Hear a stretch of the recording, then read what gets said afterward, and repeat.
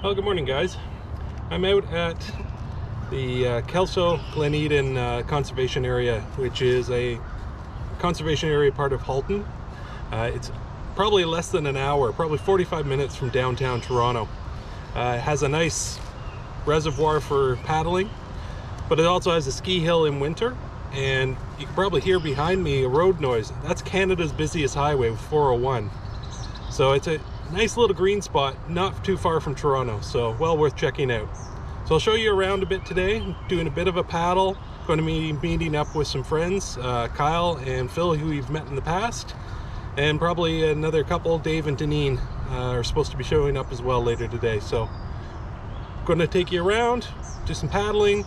Kyle wanted to do some fishing, so there is fish here, but it's all small perch, panfish, sunfish, that sort of thing. Supposedly there are some brown trout. I don't know if that is the case or not, but we're also going to do a hike a little later, so hope you enjoy it.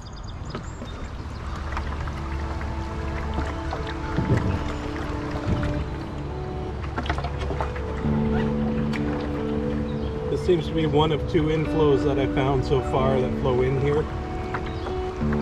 This is coming off the escarpment, so not much I can do to get up there, and it's really bony, and there are signages that say that it is private property past this point, so nice little creek.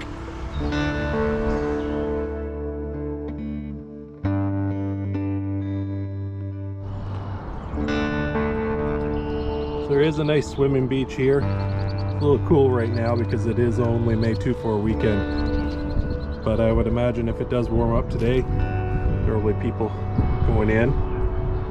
They have wires above here to try and prevent birds from landing in the area, just to make it a cleaner area, but obviously it doesn't seem to work for the Canada geese. It actually looks like the wires have been taken down, so I don't know if they're going to be putting them back up or not. But there are washrooms and picnic tables, and up the stairway is where the visitor center is. And there's a bunch of picnic areas around there, as well as the big main parking lot. Unfortunately, being a very busy park, you do get quite a bit of garbage. I've just pulled this out of the water. This is actually the boat dock area. You can rent canoes and kayaks from here if you want. Not sure what the cost is per day, but they are available if interested in coming here and you don't have your own boat.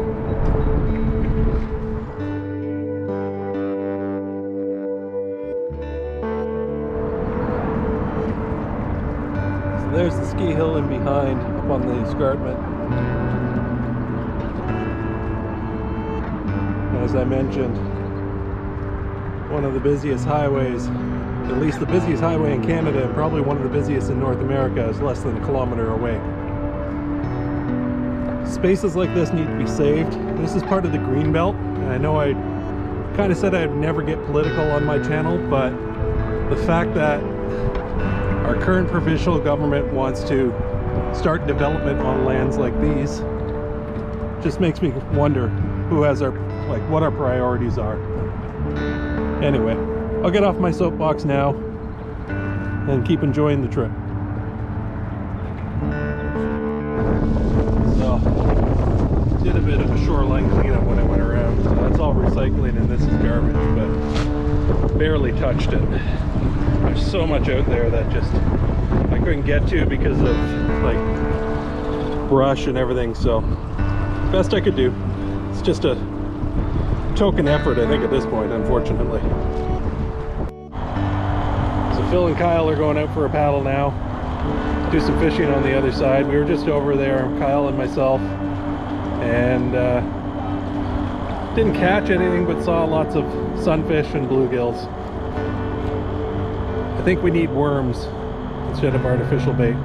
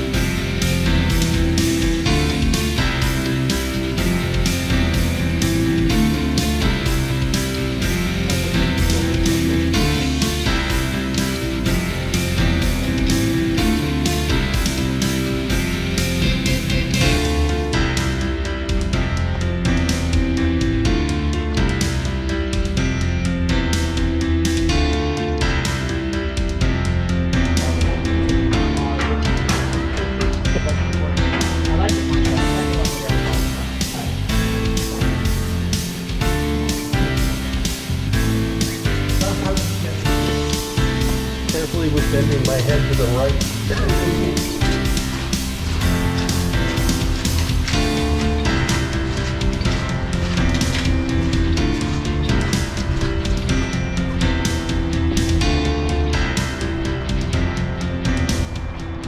There's an aerial ropes course that you can pay extra for while you're here. Something fun for the kids to do. It's for like treetop trekking. There's also a rock tower climbing tower here as well. Pretty neat. So there are campsites that you can rent out here. They're all open space though, so not a lot of shade. Open. Each has a fire pit, and you'd have to obviously buy the firewood from the conservation area. But it is an option that's quite close to Toronto.